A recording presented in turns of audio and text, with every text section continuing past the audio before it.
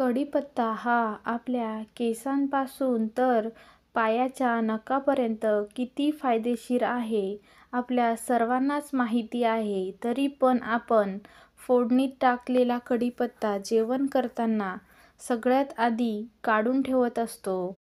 तीच समस्या दूर करण्याकरिता आज आपण एकदम सोप्या पद्धतीने कढीपत्त्याची गुणकारी चटणी बनवणार आहोत. नमस्कार, मी पल्लवी. स्वागत आहे तुमचं माझ्या किचनमध्ये.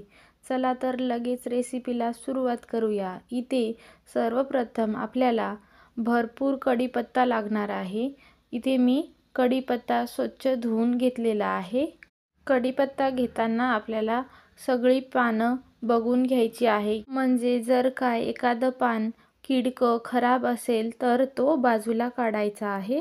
त्याचसोबत कढीपत्त्यामध्ये भरपूर प्रमाणात लोह आणि फॉलिक ॲसिड असल्यामुळे ही चटणी आपल्या आरोग्यासाठी खूप फायदेशीर आहे. आता इथे मी 1 वाटी पांढरी तीळ, अर्धी वाटी खिसलेलं खोबरं, अर्धी वाटी पांढरी उडदाची डाळ आणि अर्धी वाटीपेक्षा थोडं जास्त डाळवं घेतलेलं आहे.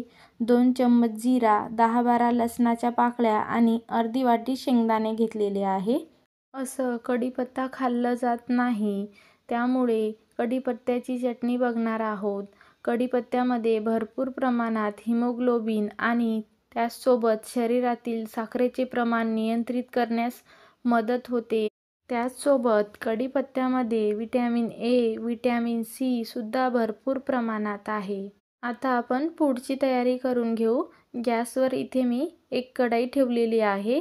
त्याच्यात 2-3 चम्मच इतकं तेल घालून तेल छान गरम झाल्यानंतर आपण याच्यात सगळ्यात आधी शेंगदाणे छान खरपूस भाजून घेणार आहोत.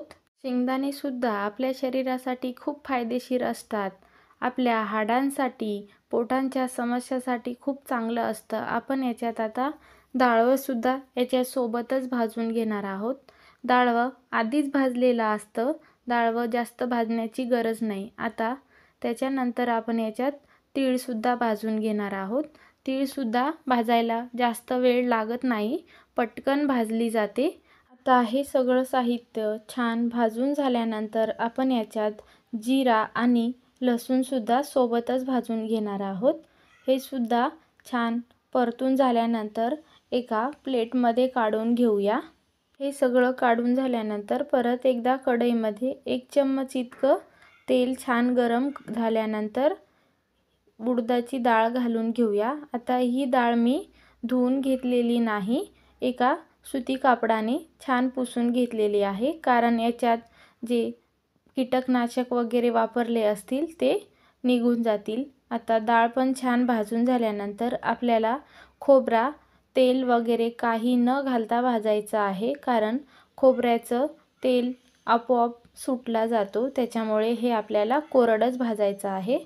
खोबरं पण छान तांबूस रंगावर आपल्याला भाजून घ्यायचं आहे. बघू शकता तुम्ही छान ब्राऊन आपला खोबरा भाजून झालेला आहे. हे सुद्धा काढून घेऊया. त्यानंतर आपण आता हा स्वच्छ करून ठेवलेला कढीपत्ता भाजून घेणार आहोत. कढीपत्ता चटणी करण्याअगोदर आपल्याला स्वच्छ धुवून आणि कोरडं करून घेणं खूप गरजेचं असतं. त्याच्यानंतर आपण याच्यात 1 चम्मच इतकं तेल घालून कढीपत्ता छान क्रिस्पी होईपर्यंत भाजून घेऊया. ओला कढीपत्ता वापरल्याने कढीपत्ता व्यवस्थित भाजला जात नाही किंवा भाजायला सुद्धा जास्त वेळ लागतो. मंडळी, रोजच्या जेवणामध्ये कढीपत्त्याचा सेवन केल्याने आपली त्वचा चमकदार, पांढरी केस होणे, केस गळणे ह्या समस्या आपल्या दूर होतील. त्याचसोबत बॅड कोलेस्ट्रॉल कमी करण्यास मदत होते. त्याचसोबत वजन नियंत्रित राहण्यास सुद्धा मदत होते. कढीपत्ता हा मी छान कुरकुरीत होईपर्यंत भाजून घेतलेला आहे. आता आपण हा एका प्लेटमध्ये काढून घेऊया. आता हा कढीपत्ता आणि भाजलेली सगळी साहित्य आपल्याला गार करून घ्यायची आहे. गार झाल्यानंतर आपल्याला एका मिक्सरचं कोरडं भांडं घ्यायचं आहे आणि त्याच्यात ही सगळी साहित्य काढून घ्यायची आहे. तुमचे साहित्य जास्त असतील तर तुम्ही 2 बॅचेसमध्ये हे फिरून घेऊ शकता मिक्सरला. आता आपण याच्यात अर्धा चम्मच इतकं मीठ घालून घेऊया. त्याच्यानंतर हा मी जास्त तिखट असलेला तिखट वापरलेला आहे, त्यामुळे अर्धा चम्मच घेतलेला आहे. आणि चटपटीत चव येण्याकरिता आमचूर पावडर. आणि आता हे सगळं मिक्सरला पल्स मोडवर फिरवून घ्यायचं आहे. आंबट गोड चटपटीत चवीची आपली कढीपत्ता चटणी तयार झालेली आहे. अजिबात तेलकट झालेली नाही.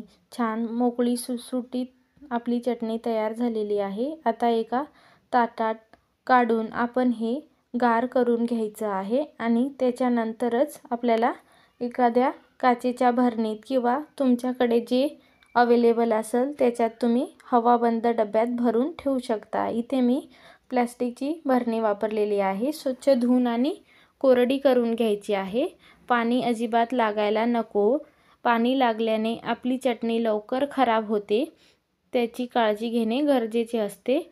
आणि ही चटणी आरामशीर तुम्ही 1-1.5 महिने वापरू शकता. फ्रीजशिवाय ही चटणी आरामात टिकते. ही चटणी तुम्ही जेवताना तोंडी लावण्यासाठी किंवा डोसा, आंबोळी कुठल्याही पदार्थासोबत खाऊ शकता. इतकी भारी या चटणीची टेस्ट असते. तर तुम्हीसुद्धा माझ्या या पद्धतीने घरी ही गुणकारी चटणी नक्की बनवा. आणि चटणीची रेसिपी तुम्हाला कशी वाटली कमेंट करून सांगायला अजिबात विसरू नका. आणि आजचा व्हिडिओ थोडा जरी आवडला असेल तर व्हिडिओला लाईक, शेअर आणि आपल्या चॅनलला सबस्क्राईब नक्की करा. तोपर्यंत